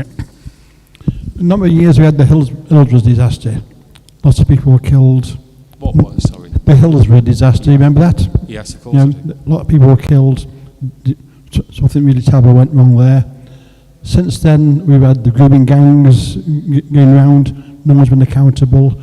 Blood scandal, thousands of people having infected blood. Everyone knew about it. The post office scandal now. When all these people who've been involved in this, no one ever goes to court over it. The people who knew and did it, the people in charge of the post office, the people in charge of the NHS, knew this was going on, prosecuted people have died through it. Are we going to see any of those going to court and be made accountable for what they did? I'd have to come back on specifically on the various different, you named quite a few there. I mean, what is happening in terms of, certainly in terms of stuff like the infected blood scandal, which was absolutely disgraceful how that's been dealt with. People should be held accountable. Actually, if you look at the COVID stuff at the moment about the fraud around COVID. You know what took place? Billions and billions of potential fraud. The idea that people would get away with that kind of stuff is not acceptable whatsoever. I was actually in a meeting about COVID fraud last week in Parliament saying that people need to be held accountable because it's public money and stuff like that. So there's also a load of the stuff I'm working on at the moment, actually, which is a potential scandal that a lot of people aren't talking about because people, what's really important is that stuff gets asked in Parliament in various places to raise immediate concerns. So there's one at the moment where, I don't know if people know about vaginal and pelvic mesh and what's happened there with women and men over a number of years, where their lives have been completely ruined by medical products that are not fit for purpose and leave people. One of the residents locally that lives around here told me when they go to the toilet, because of what's happened to them, it's like passing glass. Now, my job is not, yes, we need to look backwards, but actually I need to represent people now who are bringing new evidence about new areas to me. So watch this space, because I've been doing a lot of casework in certain areas that people don't even know exist yet. So should people be prosecuted for wrongdoing? Of course they should, Lee. And I'd always push for that. Same with the COVID inquiry into, you know, where the money went for the PPE, what was bought, who was responsible. People understandably get fed up with politics, don't they, because they don't see things happen. So I'd agree with you on it. Okay. Any more? There are a couple more that have been emailed in. This is another one from Lucy. It says, I know that David's very busy as an MP and I think he's doing a great job. I am a bit concerned that he can't be in two places at once, as he's in London a lot for his main job. Are you planning on standing down as a councillor? Because I know you've struggled to attend a few council meetings due to commitments, understandably, in London, and I feel perhaps someone who lives in Stoke all week might be better. It's, you know what, Father John, it's a really fair question, isn't it? When I got elected back in 2023, and residents will say this, I said on the doorstep, if I get selected as a candidate and stood for election, I always said my plan would be to carry on and represent the people of Little Chell, Mill Hill and Stanfield. So that's where I got elected to in 2019. And I fully intend to do that. Now, I'll answer why.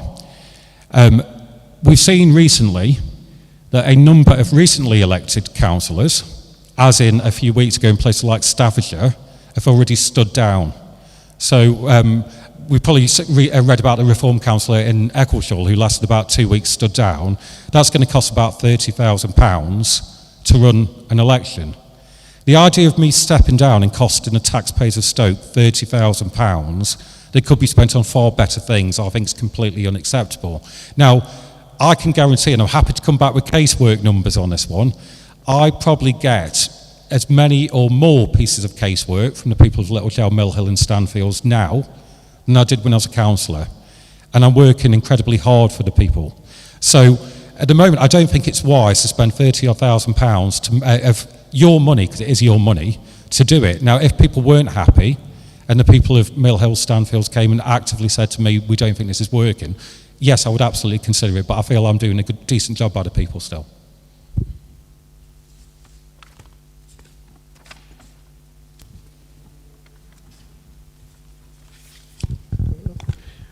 There's another question emailed in.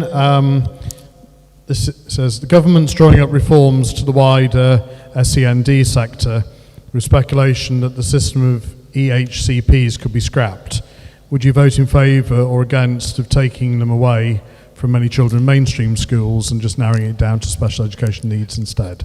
Right, I've been speaking, the amount of casework, it's SEND, so it's special educational needs disabilities.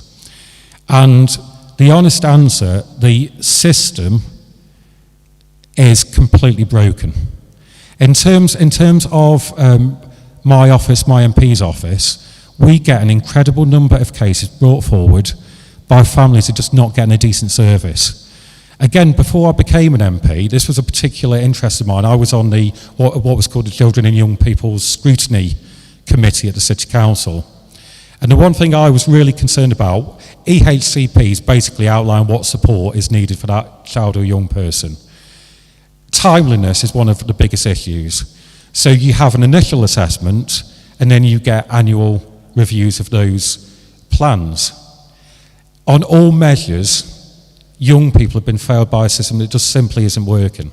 So if the question is, I'll give an example of some of the work I've done as an MP. I've had residents, and I won't break any confidentiality here, I've had families come to me absolutely distraught, sad, upset, where they're feeling they're not getting the right support in place, the right placements in schools. I've worked to address that. I've got them the right school places. I've got them the right packages of support in place. I've had people come to me where, this case is actually a Staffordshire County Council case, not a Stoke case, where parents have been promised a certain amount of money to support their child in terms of what they need for their development, and then half a year later they said, oh, we told you this a few months ago, we can't afford it and we're taking it away. In the last week and a half, I've gone back to the council fighting for that family to make sure they get the full allocation that they were promised. So the answer is, the system does not work. The SEND system is completely broken, and it's been breaking for a long time now. It needs reform. Now, reform doesn't always mean more money. Sometimes you actually need to go back to the basics and say, if the system doesn't work, how can we redesign it? So it's not always about putting more money in to fix a broken system. It's about coming up with new ways to do it better. Okay. Perhaps to say it needs fixing, you just said it needs reform. But well, not be reform, not for big R. I wanted to explain it because it's so important, because the amount of casework I've dealt with on SEND is massive. It's unbelievable. Yeah. Actually, there is another one about schools. There's lots of new houses being built around Stoke, particularly the old Dalton site and the new ones down on Scotia Road. Are there going to be more schools built to accommodate the possible kids that are going to live in those houses, because lots of schools are full anyway? Yeah. I think people want me to be honest and not come and say what everyone wants to hear sometimes. I am pro-house building in the sense that we need more housing. There's not been enough pipeline of housing coming forward for a number of years. But people understandably have concerns, don't they? If you suddenly build a big new development and you already feel like a road's busy when you go out now before those new houses come along, clearly you're going to be upset that road's going to get clogged up.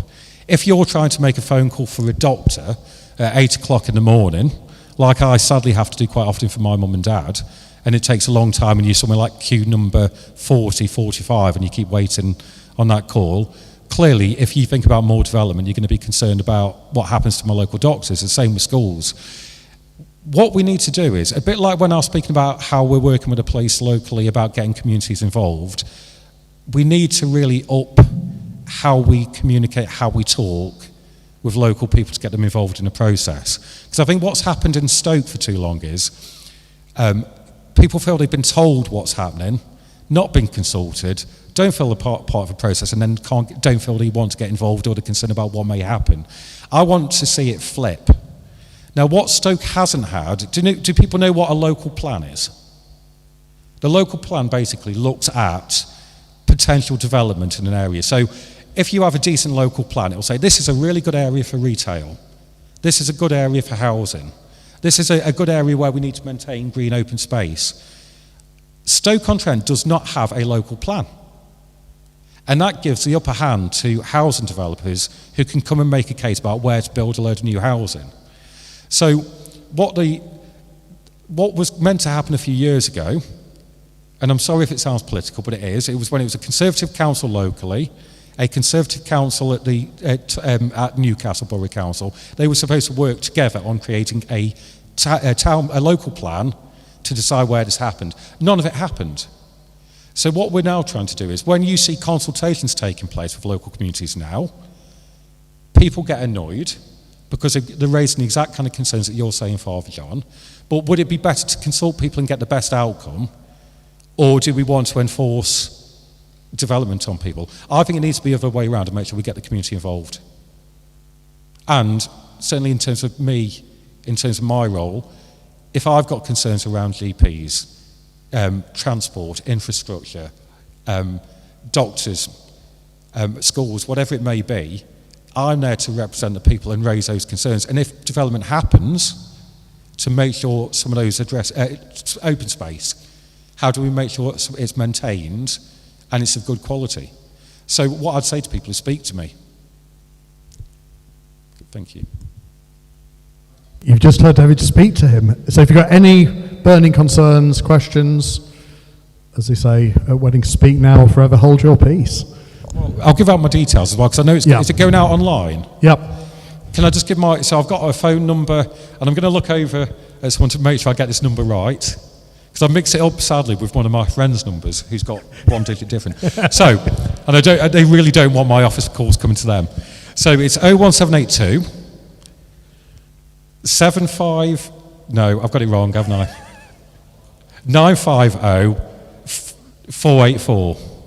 You see, everyone would have been phoning my friend if I'd got it wrong that time, so there we go. So that's my office number if people need to contact me. And I wanted to, if it's going online, I want people to know that. And equally, I can be contacted on email. It's david.williams.mp@parliament.uk. And also, if people want to come to surgeries, I do those as well. I've done them here. I've done them in Kidsgrove. I've done them in Burslem. All over the whole constituency. So if people ever want to come and meet me in person, always willing to do that, can book people in for places. Again, just email or phone the office and we'll get that sorted. Yeah. And obviously, again, if people have got questions that come through to us at the Tunstall Town Centre Community Association, we'll forward them on if Thank you. You think you know best person. Any other questions? Last chance? Thank you. And good to speak tonight, so thank you for the invite. So I'd like to obviously thank everybody for joining me and Steve to give you a bit of a heads up, but I think it's now time to invite Carl up and to talk about the events that are planned over the coming few weeks and months. Thank you, Yvonne. Hello.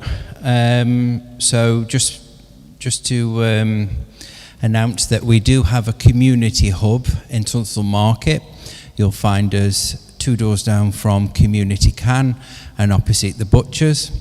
So far, I've approached the police and said, could we have a monthly police hub? We've actually got a 3 weekly police hub in there.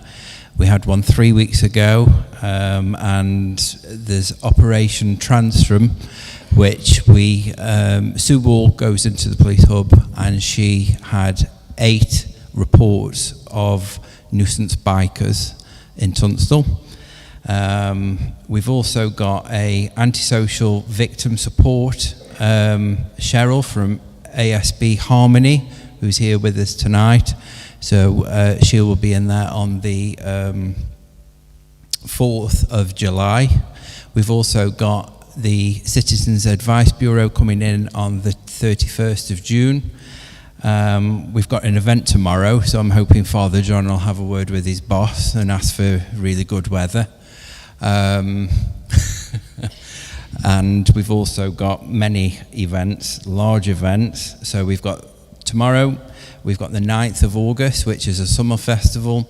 We've got the 4th of August, which is a beer festival for Tunstall, celebrating, well, it's called Stoketober, so it's a celebration of Stoke-on-Trent food and drink. So we have breweries and distilleries.